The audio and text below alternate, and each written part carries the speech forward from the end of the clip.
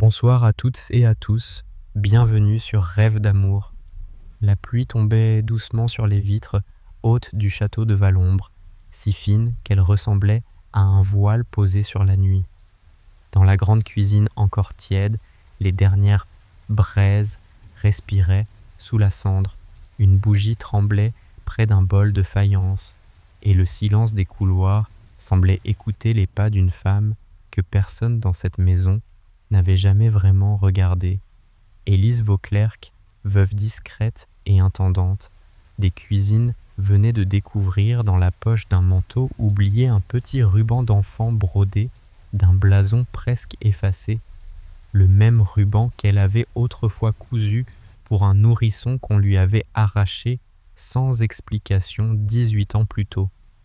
Au même instant, dans le salon d'apparat, les invités du marquis de Saint-Auban riaient encore d'un homme qu'ils appelaient à voix assez haute pour qu'il l'entende le glouton de Valombre. Cet homme, Étienne de Saint-Auban, héritier du château, avait appris depuis longtemps à baisser les yeux devant les moqueries élégantes, à dissimuler son humiliation derrière une assiette pleine et une politesse impeccable. Mais ce soir-là, avant que minuit ne sonne, Élise allait l'embrasser devant toute la noblesse assemblée, non par caprice, non par pitié, mais parce qu'elle venait de comprendre que l'homme humilié devant tous portait sans le savoir la clé d'une faute ancienne qui avait brisé 2 vies. Et ce que le château gardait derrière ses tapisseries, ses portraits et ses portes closes n'attendait qu'un geste de courage pour revenir à la lumière. Avant que l'histoire ne commence vraiment, si vous aimez les récits d'amour profond, les secrets de famille et les destins qui se réparent avec le temps, pensez à vous abonner à la chaîne et dites-moi dans les commentaires, croyez-vous qu'un cœur blessé puisse encore aimer après des années de silence? Élise avait 42 ans, des mains fines, marquées par le travail, et cette manière de se tenir droite qui n'appartient pas toujours aux femmes heureuses, mais souvent à celles qui ont appris à ne jamais mendier le respect. Elle dirigeait les cuisines du château depuis 5 ans sans hausser la voix, sans chercher à plaire, avec une précision qui avait fini par imposer le silence aux plus moqueurs des domestiques. On disait d'elle qu'elle savait rendre un bouillon clair, comme de l'or, calmer les colères par une tasse de tisane, reconnaître la fatigue d'un enfant à la façon dont il refusait son pain, et préparer pour le marquis des plats qu'il mangeait en public avec lenteur, presque avec défi, comme s'il préférait laisser croire à la gourmandise plutôt que révéler autre chose. Pourtant, personne ne savait qu'avant d'être Élise Vauclerc, veuve d'un relieur pauvre de Tours, elle avait été Élise Marcenat, demoiselle de compagnie, dans une maison noble, accusée d'un vol qu'elle n'avait pas commis, chassée un matin sans pouvoir se défendre, puis contrainte de disparaître avec un secret trop lourd pour son âge. À cette époque, elle avait aimé un jeune homme taciturne et maladroit, un cadet de grande famille qui rougissait quand elle lui parlait et qui avait juré dans le jardin d'hiver qu'un jour il ne laisserait personne décider à sa place. Elle ne savait pas alors que ce jeune homme deviendrait le marquis de Saint-Auban et que la vie, avec une cruauté patiente, les remettrait face à face sous le même toit, mais dans 2 mondes séparés par des nappes brodées, des portes de service et 18 années de silence. Quand elle avait retrouvé ce ruban dans la poche du manteau gris, son souffle s'était arrêté, non parce que l'objet était précieux, mais parce que son fil bleu formait au revers 3 petites feuilles de lierre que personne d'autre qu'elle n'aurait su reconnaître. Ce manteau appartenait à Camille, la jeune nièce du marquis, ou du moins celle que tout le monde appelait ainsi depuis son arrivée au château.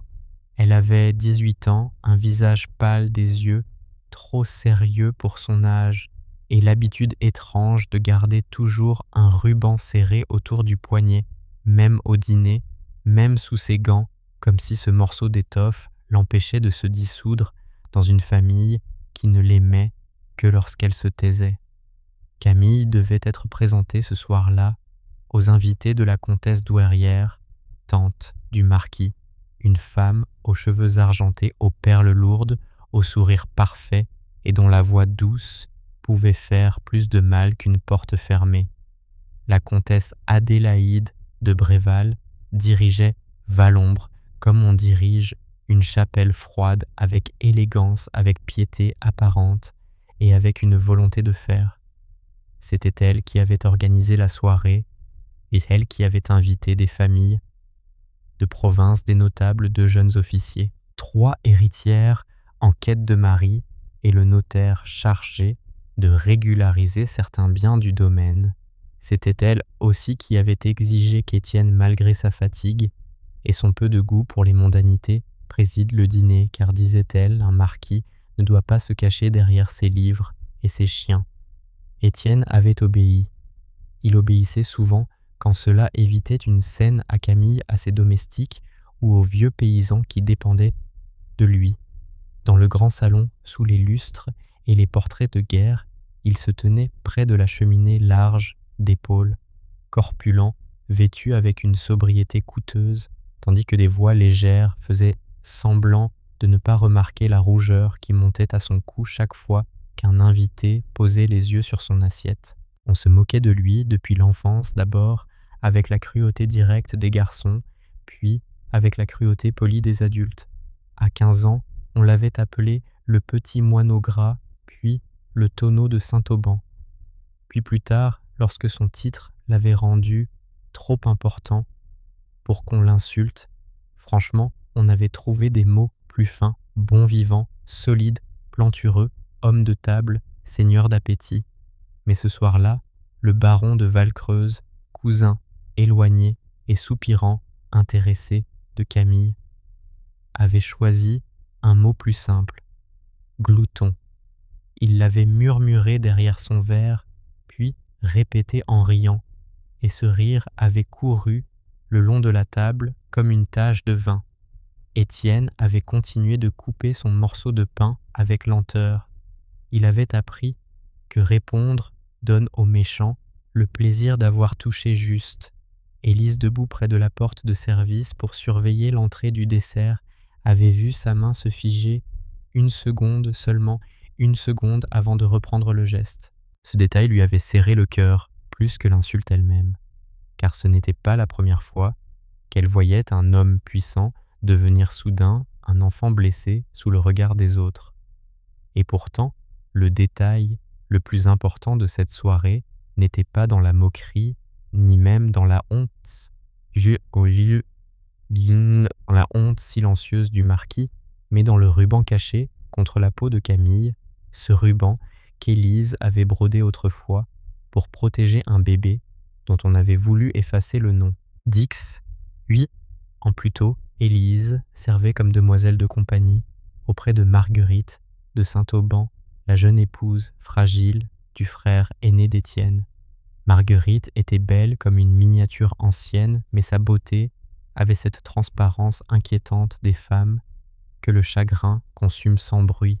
Son mariage avait été arrangé pour unir 2 fortunes, et l'on racontait qu'elle s'était résignée avec grâce, comme il convenait à une femme de son rang. Élise, qui l'habillait, lui lisait le soir et portait ses lettres, avait vite compris que la grâce de Marguerite n'était qu'une façon de ne pas s'effondrer quand elle mit au monde une petite fille. La maison n'accueillit pas l'enfant avec la joie attendue. Le père, déjà malade, mourut quelques semaines plus tard, et la comtesse Adélaïde, alors jeune veuve influente dans la famille, déclara que le nourrisson devait être envoyé à la campagne pour sa santé. Élise se souvint encore du cri de Marguerite dans la chambre bleue, de la pluie d'automne contre les vitres et de ses propres doigts qui cousaient à la hâte un ruban de lierre autour du poignet du bébé. 3 petites filles, pour qu'un jour, si le destin avait pitié quelqu'un, puisse la reconnaître. Le lendemain, Élise fut accusée d'avoir volé une broche de famille. La broche fut retrouvée dans sa malle, soigneusement posée entre 2 chemises. On la chassa avant l'aube sans adieu, sans gage, sans pouvoir revoir Marguerite, ni l'enfant. Étienne, qui n'avait alors que 24 ans, était absent du château. On lui dit plus tard qu'Élise était partie volontairement après avoir été démasquée. Il le crut parce qu'on croit parfois les mensonges lorsqu'ils sont prononcés par ceux que l'on appelle famille. Lorsqu'Élise revint à Valombre, des années plus tard, sous son nom de veuve, elle ne chercha pas à se faire reconnaître. Son visage avait changé, sa jeunesse s'était retirée derrière une gravité douce, et ceux qui l'avaient connue ne regardaient jamais longtemps les femmes de cuisine. Elle y avait accepté ce poste pour survivre, puis elle y était restée parce que le château avait commencé à lui parler à travers ses silences. Elle y entendait parfois le piano que Marguerite aimait bien, qu'il fut désormais fermé dans le petit salon d'hiver. Elle voyait dans la démarche de Camille quelque chose de la jeune mère qu'on avait effacée. Elle devinait dans la solitude d'Étienne le garçon tendre qui jadis avait rougi devant une simple fleur offerte. Mais elle se taisait. Se taire avait été durant longtemps sa seule manière de ne pas mourir, tout à fait. Pourtant ce soir-là, quand la comtesse Adélaïde demanda que l'on apporte le dessert au marron confit, et que le baron de Valcreuse souffla assez fort, pour que toute la table entende que le marquis allait enfin retrouver son véritable bonheur, quelque chose dans Élise se déplaça. Elle posa le plateau, regarda Étienne puis Camille, et vit la jeune fille serrer son ruban comme on serre une main absente. La vérité, comme souvent, n'arrive jamais au moment où l'on se sent prêt à l'entendre. Elle arrive quand le cœur n'a plus assez de place pour supporter un mensonge de plus. Étienne n'était pas un homme facile à aimer au premier regard. Il parlait peu, mangeait lentement, s'habillait de couleurs sombres et gardait avec les femmes une distance que beaucoup prenaient pour du mépris. En réalité, il avait appris très tôt que la tendresse offerte à la légère devient une arme dans les mains des gens cruels. Sa mère était morte quand il était enfant, son père l'avait élevé dans l'idée qu'un héritier devait être solide, utile, silencieux, et son frère aîné, plus beau, plus mince, plus brillant, avait occupé naturellement toute la lumière familiale. Étienne n'avait pas haï son frère, il l'avait admiré comme on admire un astre qui vous laisse dans l'ombre. Quand ce frère mourut, laissant derrière lui une épouse brisée et un enfant qu'on disait fragile, Étienne devint marquis malgré lui. Il voulut comprendre, mais la comtesse Adélaïde prit tout en main. Elle lui parla de maladie de convenance, d'une domestique indigne nommée Élise Marcenat, qui avait trahi la maison d'un nourrisson envoyé chez des parents, puis mort, disait-on, dans une petite fièvre de province. Étienne n'avait jamais vu le corps de l'enfant. On lui montra seulement un acte scellé, une date, une signature. Il signa ensuite tout ce qu'on lui demanda, non par indifférence, mais parce que le chagrin et la honte avaient, cette année-là, rendu son jugement plus lourd que son corps. La première fois qu'il remarqua vraiment Élise Vauclair, ce ne fut pas parce qu'elle lui parlait. Elle ne lui parlait presque jamais, sinon pour dire que le potage était prêt ou que le médecin conseillait de réduire les épices. Ce fut parce qu'un soir d'hiver, il descendit trop tard dans la bibliothèque et trouva sur son bureau une assiette couverte d'un linge, un bouillon clair, 2 tranches de pain grillé et une infusion de mélisse. Il n'avait rien demandé. Il avait pourtant passé la journée sans manger après une remarque de sa tante sur la manière dont son gilet tirait à table. Sur un papier sans signature, quelqu'un avait écrit simplement « Un homme qui gouverne un domaine ne doit pas se punir pour la bêtise des autres ». Il avait reconnu l'écriture d'Élise parce qu'elle tenait les registres de cuisine. Depuis ce soir-là, il n'avait jamais su comment la remercier. Il se contentait de laisser dans la cuisine des légumes, du potager, des fruits, de la serre, ou des livres abîmés à relier car il avait appris qu'elle lisait pendant les heures mortes. Entre eux, il s'était formé une reconnaissance muette, presque embarrassée, que ni l'un ni l'autre ne nommait. Pour comprendre pourquoi son cœur s'était fermé, il faut revenir à cette époque où chacun avait perdu quelque chose sans savoir que l'autre aussi portait la même absence. Après le dîner du ruban retrouvé, Élise ne dormit pas. Dans sa petite chambre sous les combles, elle posa l'objet sur sa table, à côté d'une bougie basse, et le regarda jusqu'à ce que les 3 feuilles de lierre se troublent devant ses yeux. Si Camille était l'enfant de Marguerite, alors la comtesse avait menti pendant 18 ans. Si elle avait menti sur l'enfant, elle avait peut-être menti sur la mort, sur l'acte, sur la broche, sur tout. Mais comment accuser une dame de cette importance? Comment une femme de cuisine pouvait-elle se présenter devant le marquis et lui dire que sa famille reposait sur une faute? Élise prit dans son coffre un petit cahier relié de cuir, le seul objet qu'elle avait sauvé de son ancienne vie.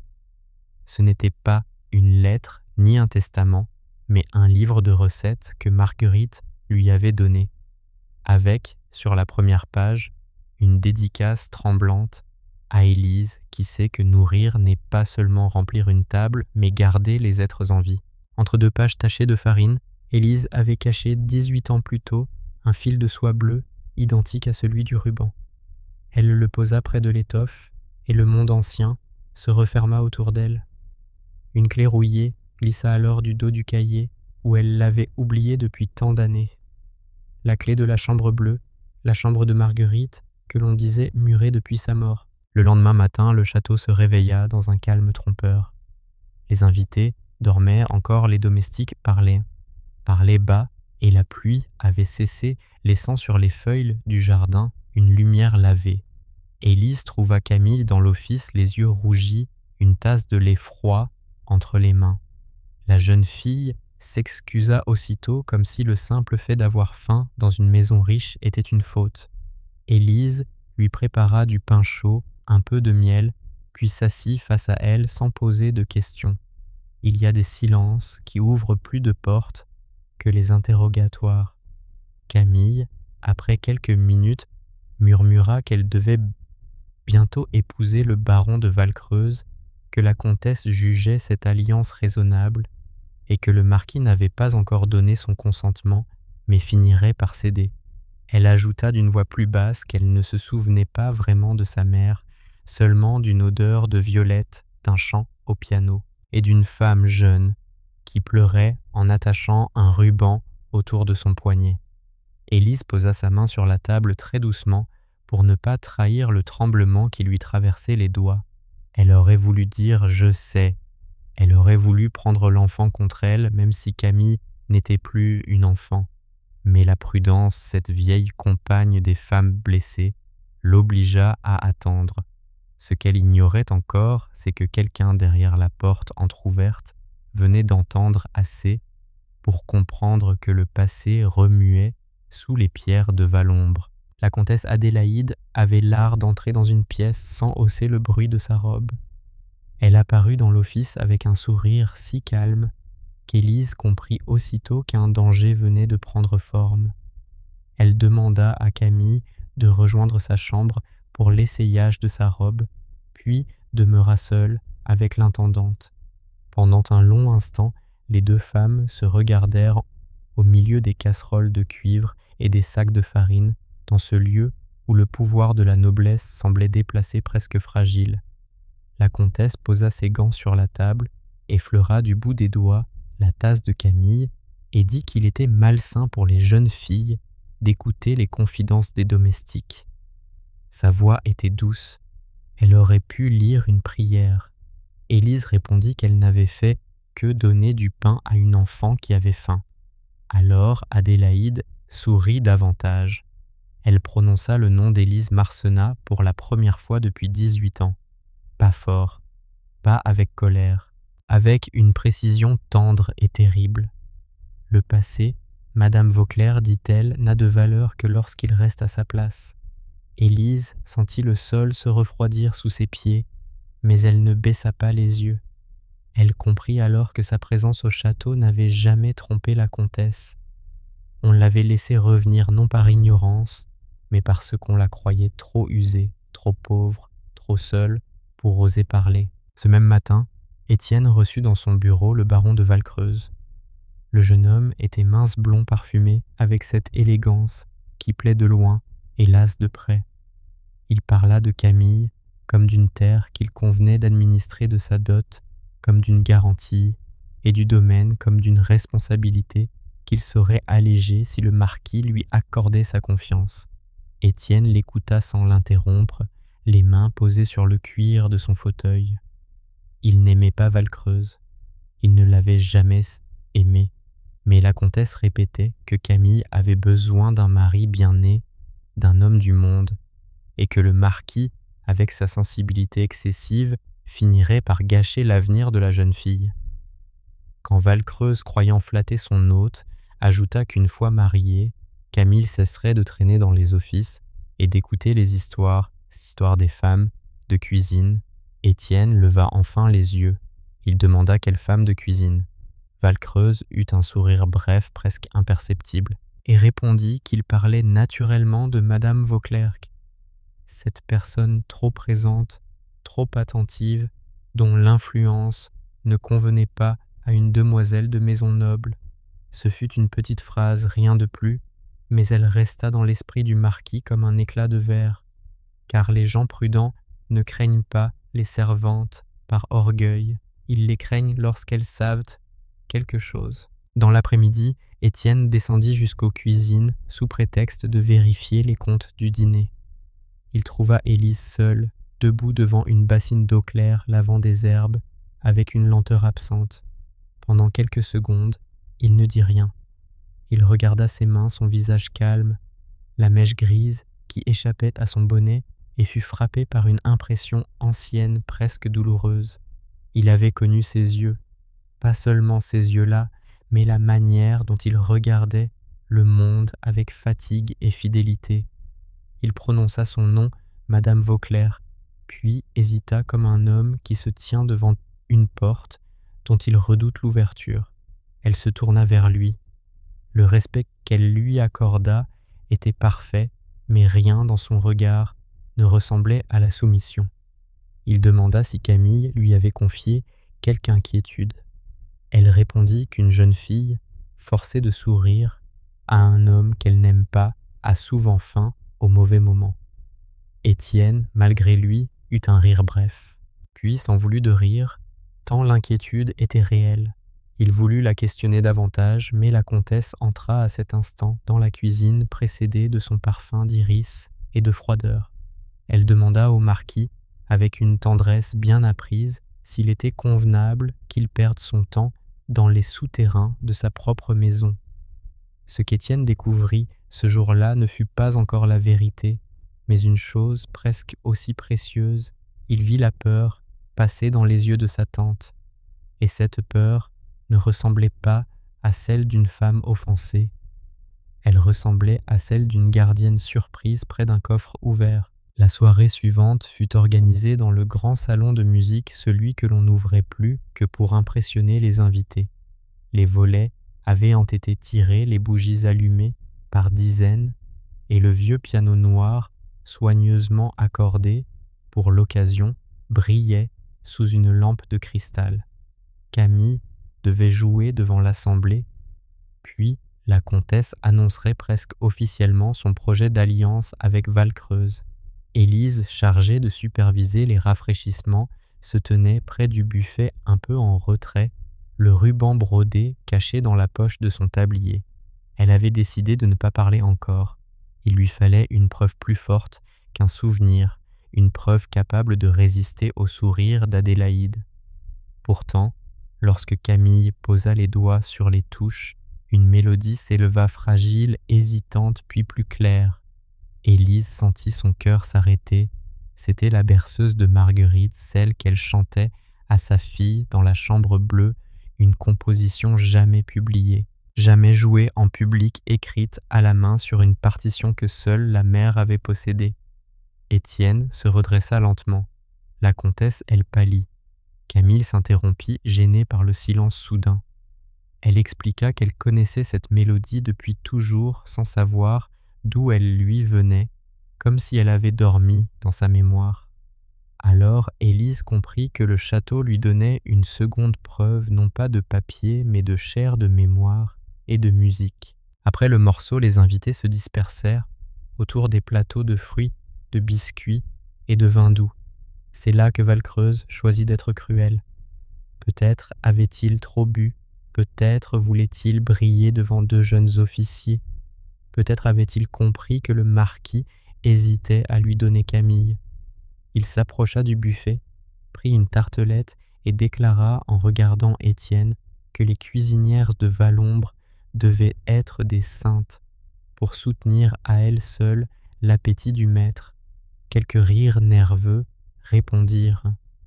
Il ajouta que le marquis, s'il continuait ainsi, finirait par avaler les revenus du domaine avant même le mariage de sa nièce. Le mot glouton revint plus net, plus bas, mais assez clair pour que les domestiques eux-mêmes l'entendent. Étienne posa son verre. Camille rougit de honte pour lui. La comtesse ne dit rien. Elle observa comme on observe une expérience utile. Élise vit le marquis se fermer de l'intérieur. Elle vit son visage devenir calme, trop calme, son regard s'éteindre comme une bougie privée d'air. Pendant 18 ans, elle avait laissé les autres parler à sa place. Elle avait accepté l'injustice, la pauvreté, l'effacement croyant protéger ceux qui étaient plus fragiles qu'elle. Mais à cet instant, devant cet homme humilié sans défense, parce que sa dignité l'empêchait de répondre, elle sentit que son silence venait de changer de nature. Il n'était plus prudence, il devenait complicité. Elle s'avança avant même de savoir ce qu'elle allait faire. La salle parut s'éloigner, puis revenir autour d'elle avec une netteté étrange, les verres, les doigts gantés, les perles de la comtesse, le visage satisfait de Val-Creuse Camille qui retenait son souffle, Étienne immobile devant la cheminée.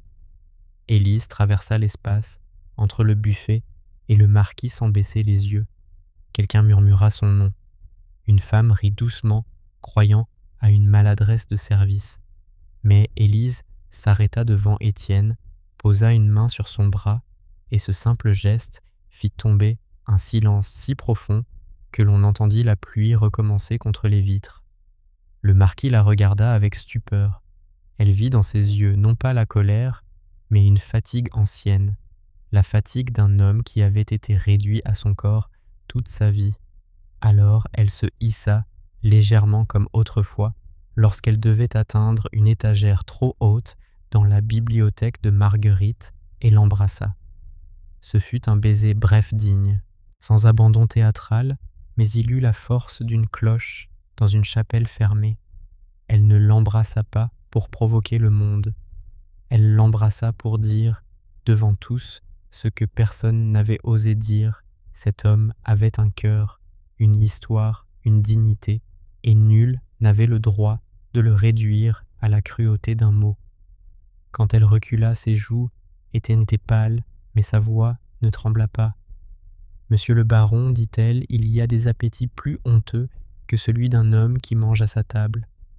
Il y a l'appétit des biens d'autrui, l'appétit du pouvoir, et celui des mensonges qu'on avale jusqu'à croire qu'ils sont vérité. » Le scandale fut immédiat, mais il ne prit pas la forme d'un cri. Dans les maisons anciennes, la violence la plus profonde commence souvent par un silence parfaitement poli. La comtesse Adélaïde posa lentement son éventail contre sa poitrine. Val-Creuse resta bouche entr'ouverte, incapable de décider s'il devait rire ou s'indigner. Les invités se regardaient partagés entre l'horreur sociale et l'avidité délicate de ceux qui savent qu'ils viennent d'assister à une scène qui nourrira les conversations pendant des mois. Étienne, lui, ne bougeait pas. Le baiser d'Élise n'avait pas éveillé en lui une vanité d'homme flatté, mais une douleur plus vaste, plus dangereuse, celle d'avoir été défendu par la seule personne que la salle jugeait indigne de le faire.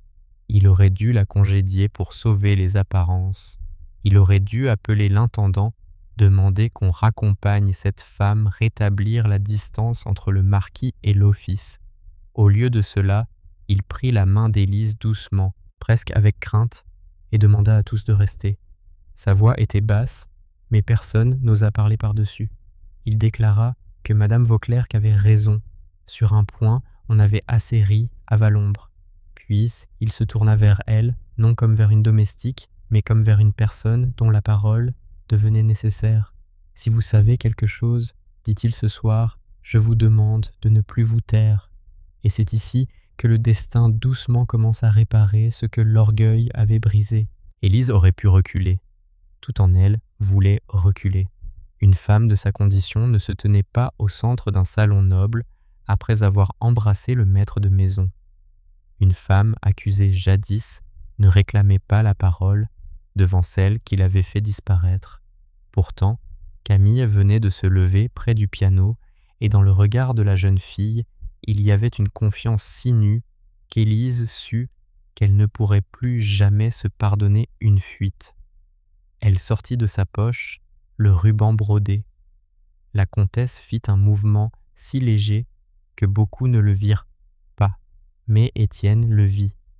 Élise demanda à Camille de montrer son poignet. La jeune fille hésita puis défit le ruban qu'elle portait depuis l'enfance. Les 2 morceaux d'étoffe furent posés côte à côte sur le guéridon près du piano. Même blason, effacé même 3 feuilles de lierre cousues au revers. Dans la salle, quelqu'un murmura le nom de Marguerite. Étienne regardait ces rubans comme s'il venait d'ouvrir une tombe. La comtesse, retrouvant sa douceur, déclara qu'il s'agissait d'une coïncidence charmante et que les femmes de service ont souvent la mémoire romanesque. Alors Élise, très calmement, demanda que l'on ouvre la chambre bleue. Ce nom traversa le salon comme un courant d'air froid. Personne ne parlait jamais de cette chambre. On disait qu'elle avait été condamnée par respect pour les morts. Adélaïde répondit que la clé était perdue depuis des années. Élise posa alors sur le guéridon la clé rouillée tombée de son livre de recettes. Étienne ne regardait plus sa tante. Il regardait Élise comme on regarde un chemin que l'on a refusé de prendre et qui malgré tout vous attend encore. Il fallut presque 1 heure pour que le cortège étrange se forme. Le marquis, la comtesse, Camille, Élise, le notaire, le vieux jardinier Baptiste, qui avait servi la maison depuis 40 ans, et quelques témoins choisis montèrent l'escalier de pierre vers l'aile nord. Les autres invités restèrent au salon, chuchotant autour des bougies qui fumaient. Dans le couloir, la pluie frappait les vitres avec plus d'insistance, comme si la nuit elle-même accompagnait leurs pas. La porte de la chambre bleue se dressait au bout du passage derrière un rideau de poussière. Étienne prit la clé des mains d'Élise, mais ses doigts tremblaient. Il mit longtemps à l'introduire dans la serrure. Quand la porte s'ouvrit, une odeur de bois, fermé de linge ancien et de violettes desséchées les enveloppa. La chambre n'avait presque pas changé. Le lit de Marguerite était couvert d'un drap blanc. Le berceau demeurait près de la fenêtre et sur le piano d'études. Un petit cahier de partition reposait sous une couche de poussière. Camille porta la main à sa bouche. Élise entra la première, non par audace, mais parce que ses souvenirs savaient où aller. Elle souleva le couvercle du piano. À l'intérieur, glissé entre les cordes, se trouvait un mouchoir brodé, jauni par le temps, enveloppant une petite broche de famille en forme de lierre, la broche même qu'on avait jadis prétendu retrouver dans sa malle. La comtesse dit que tout cela ne prouvait rien. Sa voix restait douce, mais sa douceur commençait à se fissurer. Le notaire lui demanda à voir la broche de plus près. Baptiste, le vieux jardinier, s'approcha alors du berceau. Il n'avait presque pas parlé depuis le début. C'était un homme aux épaules voûtées aux mains, noué par l'âge qui avait survécu à tant de maîtres, qu'on ne le remarquait plus. Il passa les doigts sur le bois du berceau puis murmura qu'il se souvenait. Il se souvenait de la nuit où l'on avait fait partir l'enfant par la porte du jardin sous une couverture grise avec Madame la comtesse et un médecin de province. Il se souvenait d'Élise suppliant qu'on lui dise où on emmenait le bébé. Il se souvenait aussi d'avoir trouvé quelques jours plus tard dans les cendres de la serre des papiers brûlés dont un fragment portait encore le nom de Marguerite. À l'époque, il n'avait rien dit. Il avait une femme malade, 2 fils à nourrir, et la comtesse avait des façons très calmes de faire comprendre ce qu'elle pouvait retirer à ceux qui parlaient. Ses larmes coulèrent sans bruit sur ses joues creusées. « Pardonnez-moi, Madame Élise, dit-il, j'ai été lâche plus longtemps que vous n'avez été pauvre. » Cette phrase fit plus pour la vérité que toutes les accusations possibles. Étienne s'assit lentement sur la chaise près du piano comme si ses jambes ne pouvaient plus porter le poids de son nom. Ce que l'on découvrit ensuite ne vint pas d'une lettre mais d'une partition. Dans le petit cahier de Marguerite, entre 2 lignes de musique, elle avait noté des phrases courtes, tremblantes, destinées peut-être à sa fille, peut-être à elle-même. Elle y disait qu'on voulait lui prendre son enfant, que la comtesse parlait de sauver l'honneur de la maison, que l'héritage attaché à la naissance de la petite menaçait certains arrangements. Elle y écrivait qu'Élise seule avait tenté de s'opposer au départ du bébé. Elle y écrivait aussi qu'elle craignait que l'on fasse croire à Étienne que la domestique était une voleuse, car il était, disait-elle, le seul homme de cette maison qui aurait pu avoir assez de cœur pour empêcher l'injustice s'il avait su. Étienne lut ces lignes sans un mot, son visage ne se décomposa pas. Il devint plus calme encore, mais Élise vit ses yeux s'emplir d'une honte si profonde qu'elle détourna les siens par bonté. La comtesse voulut reprendre le cahier, déclarant qu'une femme malade peut écrire bien des folies. Le notaire l'arrêta.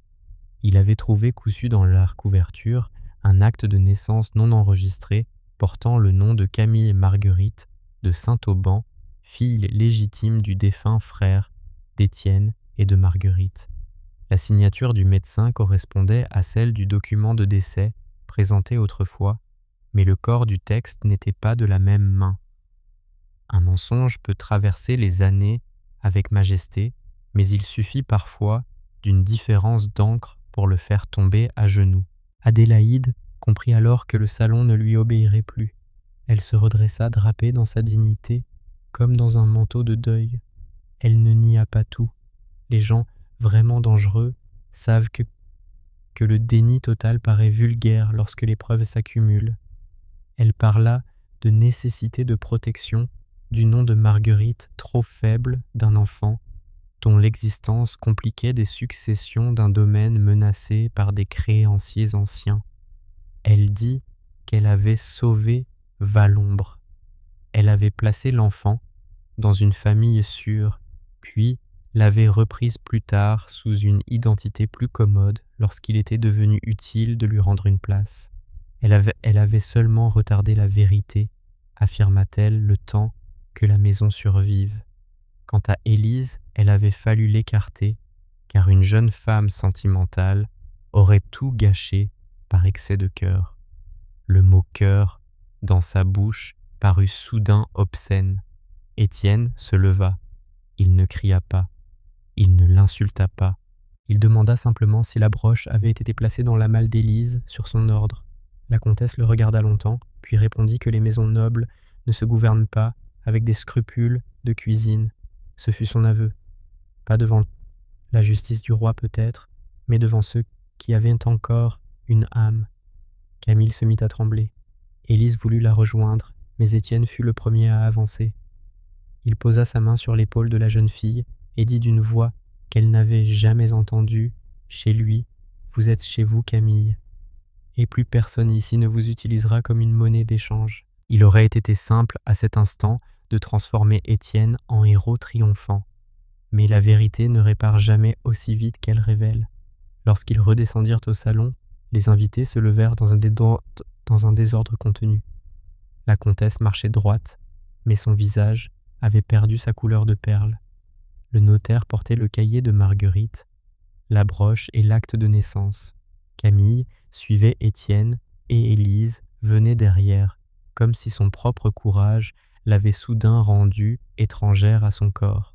Dans le salon, le marquis demanda à Val-Creuse de quitter Valombre avant l'aube. Le baron tenta un sourire, parla de malentendus d'émotions féminines, de documents à vérifier. Étienne l'interrompit. Il déclara que nul homme qui se moquait d'une blessure, convoitait une héritière et flattait un mensonge ne recevrait jamais son alliance. Puis devant tous, il demanda pardon à Camille de n'avoir pas regardé plus tôt ce qu'on plaçait sous ses yeux. La jeune fille ne répondit pas. Elle pleurait sans bruit, tenant le ruban brodé contre son cœur. Ensuite Étienne se tourna vers Élise. Ce fut le moment le plus difficile. Les excuses faites aux jeunes filles peuvent encore ressembler à de la protection. Celles que l'on doit à une femme humiliée, effacée, vieillie par l'injustice, exigent une autre sorte de courage. Il s'inclina devant elle.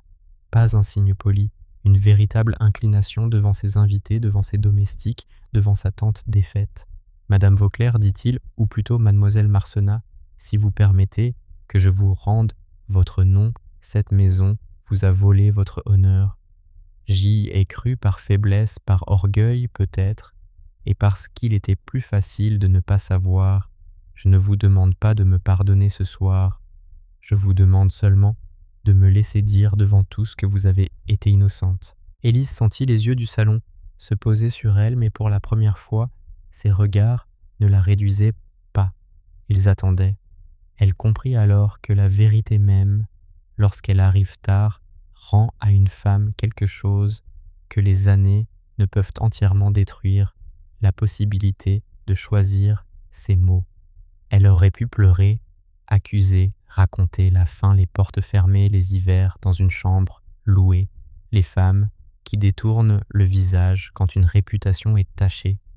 Elle aurait pu dire combien la honte des autres lui avait coûté.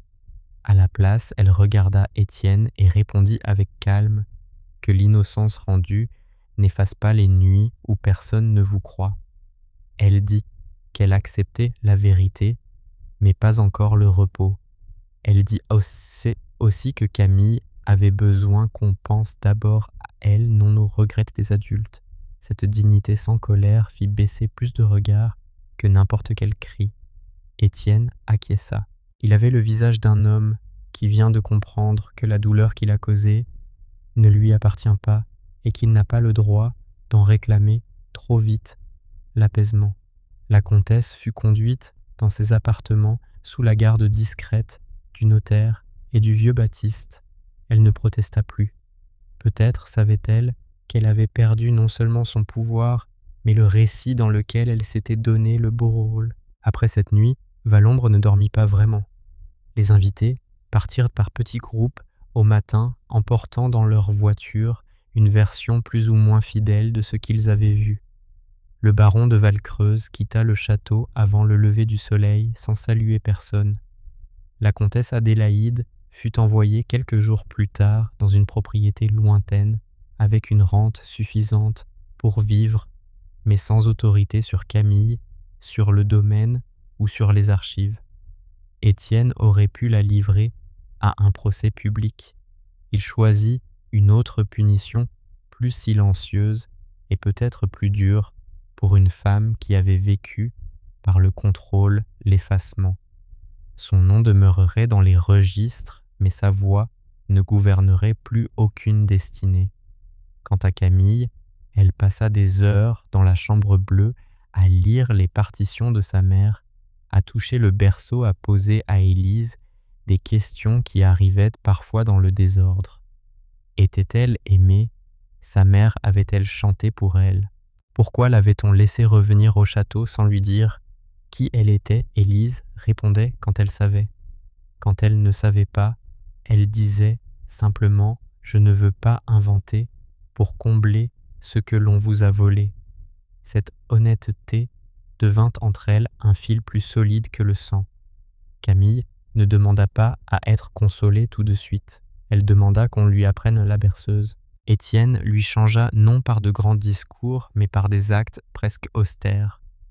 Il fit inscrire officiellement Camille comme héritière de son père.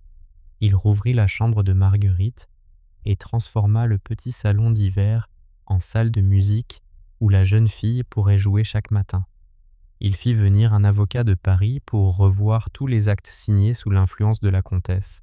Il rétablit une pension pour Baptiste, non comme achat de silence, mais comme reconnaissance tardive d'une peur qu'un système entier avait rendue possible. Et surtout, il rendit à Élise ce qu'il pouvait lui rendre.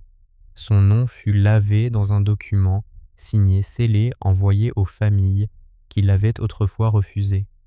La broche de lierre lui fut confiée publiquement non comme bijou, mais comme preuve que le vol avait été une invention. Il lui proposa aussi une somme importante, une maison en ville, une indépendance complète. Élise l'écouta sans l'interrompre dans la bibliothèque où la pluie, encore une fois, glissait contre les vitres. Puis elle demanda s'il cherchait à la remercier ou à l'éloigner. La question le frappa plus vivement qu'un reproche. Il répondit après un long silence qu'il ne savait pas, qu'il voulait réparer, mais qu'il ne savait pas comment approcher une femme dont la vie avait été déviée en partie parce qu'il n'avait pas posé les bonnes questions. Alors Élise posa la broche sur le bureau et dit doucement « Commencez par ne pas décider à ma place ». Ces mots devinrent pour Étienne une sorte de règle secrète. Il ne demanda plus à Élise de rester, ni de partir, ni de pardonner. Il la consulta. Cela semblait peu, mais dans une maison où tant de destins avaient été arrangés sans consentement, c'était presque une révolution. Il lui demanda ce que Camille devait savoir, ce qu'il fallait. Laisser fermer quelque temps ce que les domestiques avaient le droit d'entendre, ce que Marguerite aurait peut-être voulu. Élise ne répondit jamais pour plaire, elle avait perdu le goût de la complaisance. Parfois, elle disait qu'il allait trop vite, parfois qu'il se cachait derrière les papiers, parce que parler à Camille lui faisait peur, parfois qu'un homme moqué depuis l'enfance peut devenir injuste envers lui-même et appeler prudence ce qui n'est qu'une vieille blessure. Étienne acceptait ces paroles avec une gravité qui le rendait moins puissant et plus humain. Entre eux, quelque chose renaissait, mais ce n'était pas la passion rapide des jeunes années. C'était plus lent, plus profond, comme une source qui retrouve son passage sous des pierres longtemps déplacées. Un soir, il lui avoua qu'il l'avait aimée autrefois, sans avoir eu le courage de le dire clairement. Élise ne sourit pas. Elle répondit qu'autrefois n'était pas une promesse, seulement un pays perdu. Mais lorsqu'elle sortit, elle emporta avec elle une tasse de thé qu'il n'avait pas terminée, et ce petit geste, dans le silence de Valombre, ressemblait déjà à une réponse.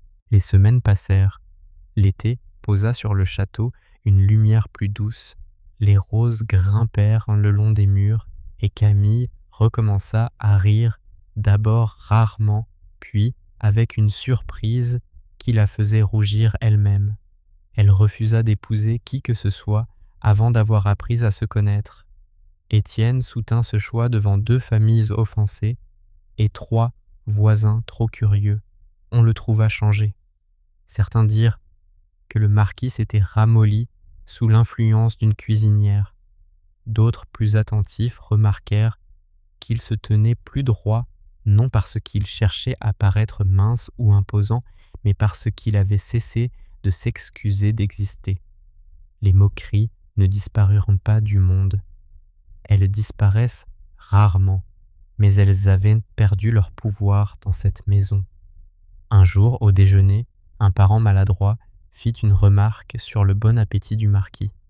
Camille posa sa fourchette, regarda l'homme avec la froideur tranquille des Saint-Auban et demanda s'il avait d'autres pauvretés d'esprit à présenter avant le fromage. Étienne faillit rire. Élise, qui passait près de la porte, baissa les yeux pour cacher son sourire.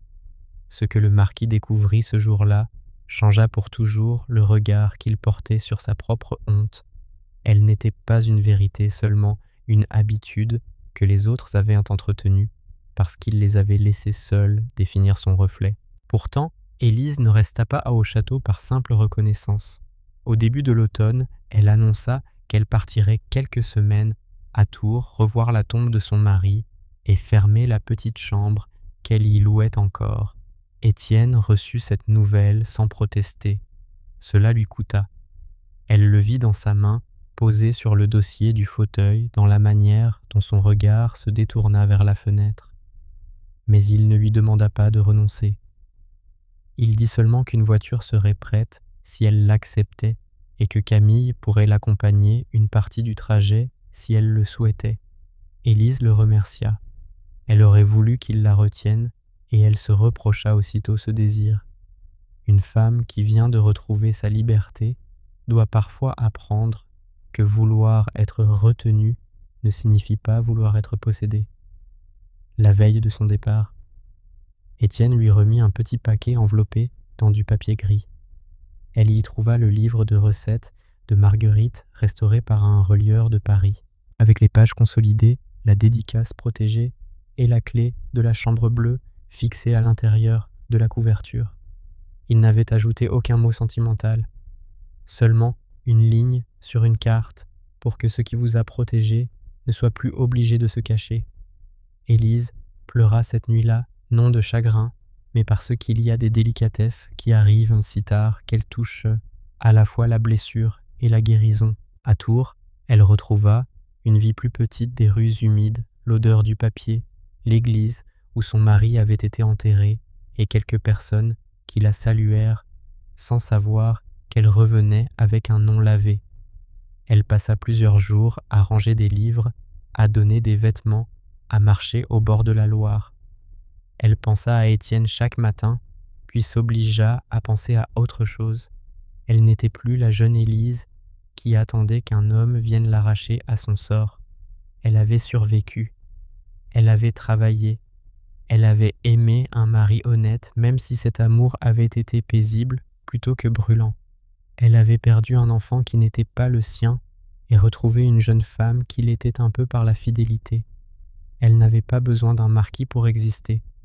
C'était précisément pour cela qu'elle pouvait peut-être revenir vers lui sans se diminuer. Le dernier jour, elle se rendit sur la tombe de son mari et lui parla comme on parle aux morts aimés sans grand discours, avec reconnaissance. Elle lui dit qu'une porte s'ouvrait qu'elle ne savait pas encore si elle devait la franchir, mais qu'elle ne voulait plus confondre fidélité au passé et refus de vivre. Le vent d'automne passa dans les arbres du cimetière. Une feuille tomba sur la pierre. Élise la prit comme une réponse suffisante. Quand elle revint à Valombre, le château préparait une soirée de musique en l'honneur de Camille. Rien à voir avec la réception froide de l'été. Cette fois, les invités avaient été choisis avec soin, quelques voisins respectueux, le notaire, le médecin, des familles, du village, des domestiques invités à écouter depuis le fond du salon, et même les enfants de l'école auxquels Camille avait offert des cahiers. Étienne attendait Élise dans le vestibule. Il portait un habit sombre moins raide qu'autrefois, et dans ses yeux il y avait une émotion qu'il ne chercha pas à cacher. Il lui demanda si son voyage avait été doux. Elle répondit qu'il avait été nécessaire. Puis ils restèrent silencieux, comme deux personnes assez mûres pour savoir que les retrouvailles les plus profondes n'ont pas toujours besoin d'effusion. Camille descendit l'escalier en courant, presque oublia toute retenue et serra Élise dans ses bras. Ce fut ce geste-là plus encore que le regard du marquis, qui fit comprendre à Élise qu'elle rentrait non dans un lieu de service, mais dans une maison où sa présence avait une place. Le soir, Camille joua la berceuse de Marguerite sur le grand piano. Les notes remplirent le salon, passèrent sous les portes, montèrent en fureur les chambres et semblèrent s'apaiser jusqu'au portrait sévère des ancêtres. La musique ne rend pas ce qui a été perdu, mais parfois elle donne aux vivants la permission de ne plus perdre le reste. Après le morceau, Étienne se leva. Il ne fit pas un discours mondain. Il parla de Marguerite, de Camille, de la vérité trop longtemps, retardée, et de la honte que sa maison devait porter. Puis il demanda à Élise d'approcher. Un murmure parcourut l'assemblée, mais il n'avait plus la cruauté des anciens salons. Il avait la douceur attentive des gens qui savent qu'un moment important se prépare. Élise avança vêtue d'une robe simple de laine bleu sombre, sans bijoux, sauf la broche de lierre fixée près de son col. Étienne ne prit pas sa main tout de suite. Il lui demanda d'abord la permission d'un regard. Elle la lui donna. Alors seulement il se tourna vers les invités et déclara que si Valombre avait encore une chance de devenir une maison juste, ce serait parce qu'une femme que l'on avait méprisée avait choisi de dire la vérité au lieu de se venger. Il ajouta que cette femme avait autrefois été chassée sous une accusation fausse et que désormais, tant qu'elle le souhaiterait, elle serait honorée ici comme gardienne de la mémoire de Marguerite et amie de la famille. Le mot « ami » était prudent. Il laissait de la place. Élise lui en fut reconnaissante. Elle savait que certains attendaient une demande, une déclaration, une scène qui donnerait à la soirée le parfum d'un conte. Mais les cœurs blessés ne se réparent pas pour satisfaire l'impatience des témoins, Plus tard, lorsque les invités furent partis et que les dernières bougies baissèrent dans leurs coupelles d'argent, Élise trouva Étienne dans le jardin d'hiver. La pluie avait repris très légère et les vitres reflétaient les plantes comme un autre monde plus sombre. Il était debout près de l'oranger, les mains croisées derrière le dos. Il lui dit qu'il avait failli toute la soirée lui demander de rester à Valombre pour toujours, non comme intendante, non comme mémoire, mais comme femme libre auprès de lui. Il ne l'avait pas fait, ajouta-t-il, parce qu'il ne voulait plus jamais transformer son désir en pression. Élise s'approcha. Elle vit sur son visage cette retenue qui l'avait autrefois attendrie et qui maintenant lui paraissait plus courageuse que toutes les audaces. Elle lui répondit qu'elle n'était pas certaine de pouvoir aimer comme une jeune fille, sans prudence, sans souvenir, sans nuit de doute. Étienne dit qu'il ne le lui demanderait jamais. Elle ajouta qu'elle ne voulait pas être réparée par lui, ni devenir le prix de sa repentance. Il baissa les yeux. « Je sais, murmura-t-il. » Alors, elle posa sa main sur la sienne. « Mais je peux marcher avec vous, dit-elle, si vous acceptez que ce soit lentement. » Étienne ferma les yeux une seconde, et dans ce silence, il y avait plus de gratitude que dans toutes les promesses. Ils ne s'embrassèrent pas ce soir-là. C'eût été trop simple, trop semblable à l'autre baiser, celui du scandale et du courage. Ils restèrent seulement côte à côte devant les vitres mouillées à regarder le jardin disparaître sous la nuit. Au matin, Élise reprit sa place dans la maison, mais plus personne ne l'appela jamais seulement la cuisinière. Camille venait chaque jour lui demander conseil, non parce qu'Élise savait tout, mais parce qu'elle disait la vérité sans écraser. Étienne parfois descendait aux cuisines avec un livre, un document ou simplement une question inutile sur les menus. Les domestiques faisaient semblant de ne pas remarquer que Madame Vauclair gardait toujours pour lui la meilleure tasse, celle qui ne refroidissait pas trop vite. Le monde extérieur continua de parler. On trouva étrange qu'un marquis fréquente si souvent une femme sans fortune plus âgée que les débutantes marquées par le travail. Mais Valombre avait changé de tribunal. Désormais, ce n'était plus les salons qui jugeaient les cœurs, mais les actes. Et les actes d'Étienne, jour après jour, disaient la même chose. Il ne voulait pas posséder Élise, il voulait devenir digne de la place qu'elle accepterait peut-être de lui donner. L'hiver arriva avec ses brumes, ses feux de cheminée et ses longues soirées de lecture. Camille fit accrocher dans le salon d'hiver un portrait de sa mère, retrouvé dans le grenier, nettoyé, restauré, délivré de la poussière. Marguerite y souriait à peine, mais ses yeux semblaient enfin regarder une maison qui ne la trahissait plus. Sous le portrait, on posa le piano, le cahier de partition et dans un petit cadre de verre, les 2 rubans brodés réunis, non comme des reliques de douleur, mais comme un rappel discret, les choses fragiles survivent parfois aux mains qui voulaient les défaire. Un soir de neige, presque 1 an après la réception, où tout avait éclaté, Étienne invita Élise à marcher jusqu'à la chapelle du domaine. La lune éclairait les allées blanches et leurs pas faisaient un bruit doux sur le givre.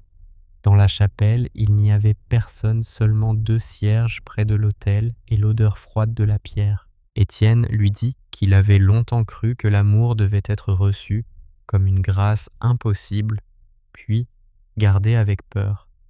Elle lui avait appris qu'il devait plutôt être offert avec respect et que le respect commence par la liberté de l'autre. Il ne mit pas un genou à terre. Il ne sortit pas de bague.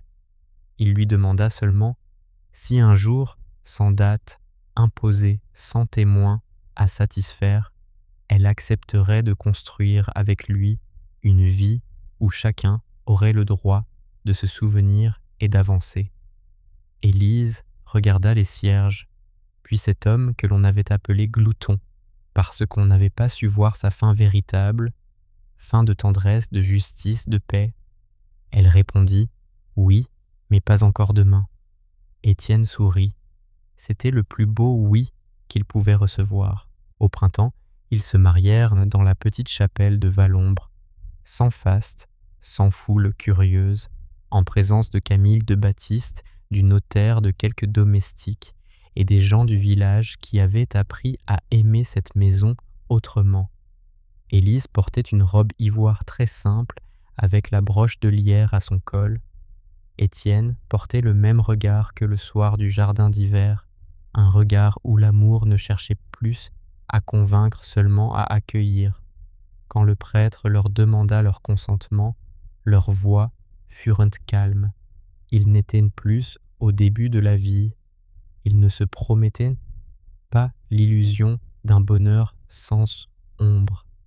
Ils se promettaient, mieux, ne plus laisser les ombres décider pour eux. Après la cérémonie dans le salon de musique, Camille joua la berceuse de Marguerite, puis une valse légère.